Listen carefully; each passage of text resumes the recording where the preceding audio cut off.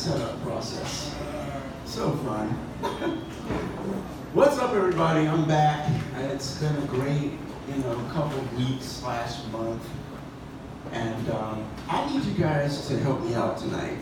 So I'm going to kind of move out the way so they can set up. So I need y'all to do something with me. I need y'all to follow along with me. So a quick thing that I've got memorized I need your help with as people greet each other. So if you guys could repeat after me, that'd be nice. When I die, I want my story to be shared by my community. There we go. So the purpose behind that was mostly to say that, I'll just keep going. The purpose behind that was mostly to say that when you go to someone's funeral, generally the eulogy is done by the pastor. But before the service concludes, they usually have a few people come up and just speak about the person's life and what they meant to them and what they did throughout their life. And 9 times out of 10, isn't it true that 1 or 2 or 3 members of the community or the people that we surrounded ourselves with or fellowship with while we were alive is there to talk about us when we're in the coffin? Don't you want that for yourself? I do. The reason why I say that is because 2 months ago, one of my friends posted a Facebook status saying that social media is making us less social because there's less phone calls, there's less, hey, how are you? There's less, hey, let's go out and spend some time together. We're all too busy just Instagram storying our lives away.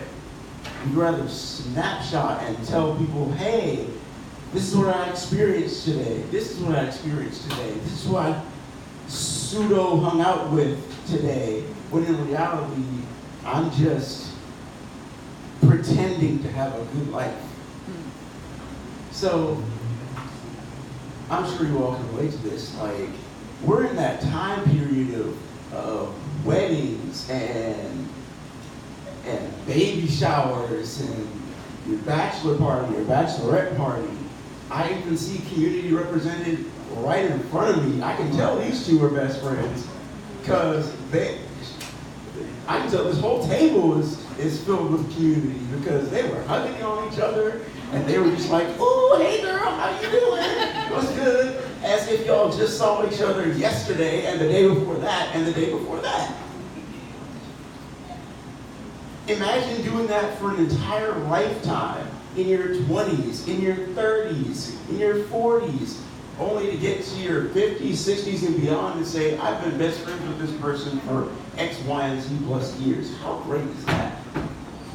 That's how you truly know you have a community that is similar to or closely representative of the relationship you have with God. It's not going to be quite that good because nobody can even come close to being the Jesus in your life. But if you have somebody in your life that is this close to you in a similar manner that Jesus is, I believe you'll be just fine. And so that's the first thing. The last thing I want to mention is that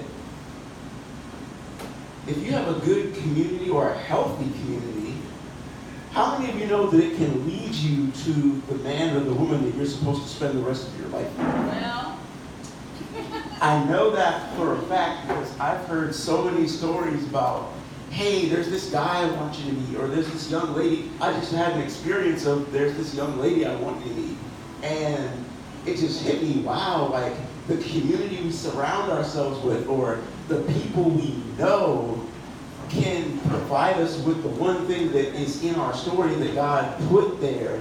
But because we're connected to this person, we don't know that, hey, your best friend from high school has this guy she wants you to meet, or your best friend from college wants you to hook up with this person, and then months down the road, hey, we got engaged, I'm getting married. I found this tweet that I want to end with. It's pretty hilarious. So we're in the month of August right now. Right now we're in scouting season. The next month after that is September. September's in a couple weeks. And September is drafting season.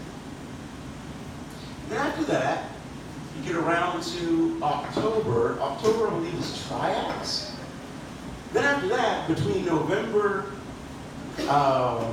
December, and January, I forget what the timeline is now, but the regular season begins at that point. The playoffs happen from about mid-January all the way to mid-February. And then the Super Bowl's on February 14th. Many of us might know this as cuffing season. I know. It's weird, but it was hilarious enough to put at the end of this message because it ties into the value of having a healthy community and having a fellowship with people where you can just go chill after work with someone, or just getting a group of people like this where you can expand your community. I just got invited to a daggone church picnic and a potential opening of a new location. Talk about community and fellowship happening right before I get up and speak on it. Amen, somebody.